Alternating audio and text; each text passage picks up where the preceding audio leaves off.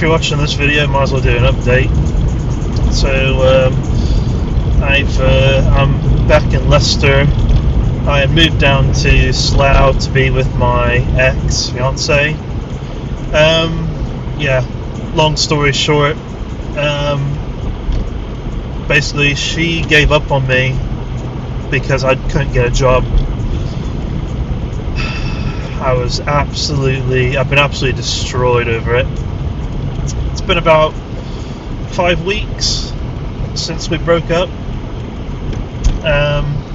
It's been about 5 weeks since we broke up. I'm doing a bit better at the moment, but it's still really hard.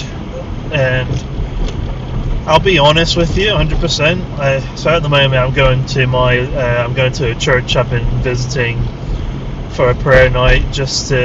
It's been a bit of a help, and that has. I've been going to it every week at the moment. But if you're a lady out there, if you're a lady and you've got a guy that's genuinely honest and looks after you and cares about you and is making the sacrifices to be with you, I can't tell you how soul destroying it is when the person that you care so much about has completely wiped away the future from under your feet. It's so painful and it's so hurting. I sacrificed everything I had for my ex-fiance. I literally all my family, my parents, my younger siblings, they've all moved over abroad to America. And I came back after Christmas thinking I'm gonna have the best New Year ever. I saw my fiance. I moved down to Slough for about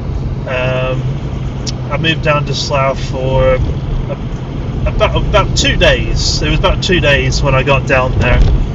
And keep a long story short, I was hired in a full-time job, which I left because I didn't feel it was right. I felt like there was a lot of things that were wrong with the job. There was a lot of red flags. They were cutting corners. They were breaking laws, and I didn't agree with it. And I said, no, you're not paying the legal wage. You're not paying the pension. You're not treating your staff properly. The guy who was managing the place was swearing at people over the phone. He was hounding at me within days of me starting, with no training at all.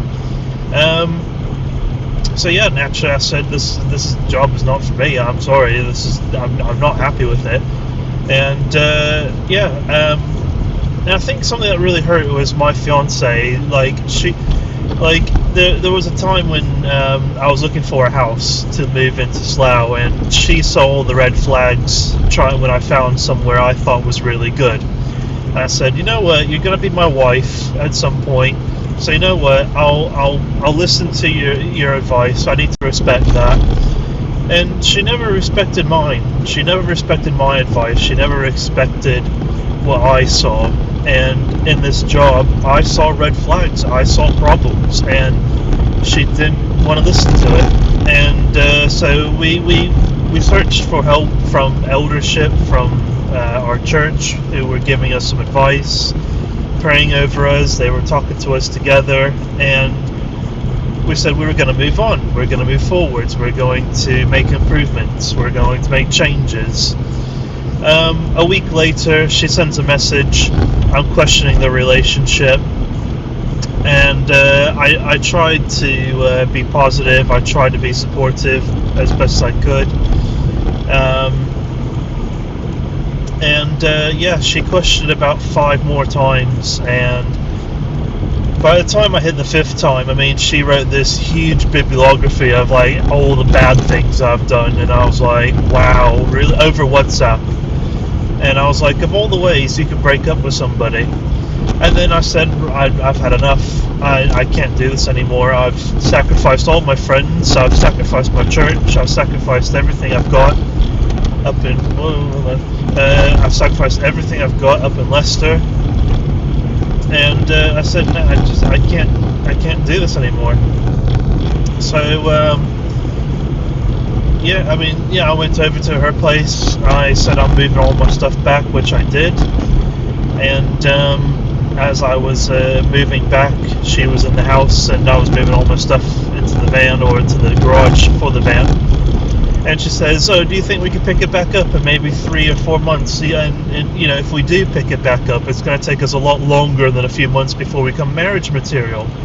And I said, "No, you expect me to move all like 2.5 hours all the way back to where I just moved from? I literally sacrificed everything to move to you." And she just didn't care. She just didn't care. I got a spider web up here. She did not care. And it hurt so much. I said to her, "What happens if I go back to Leicester? I get a good job that I enjoy up there. Do you expect me to move back down again?" And she couldn't answer it. So she gave me back the ring. And after that, we said that we're done on the relationship. We're not too sure in terms of friendship at the moment, because it's still all very fresh at the moment. And she blocked my phone number, and she's not contacted me since, which I think is extremely hurtful. Her parents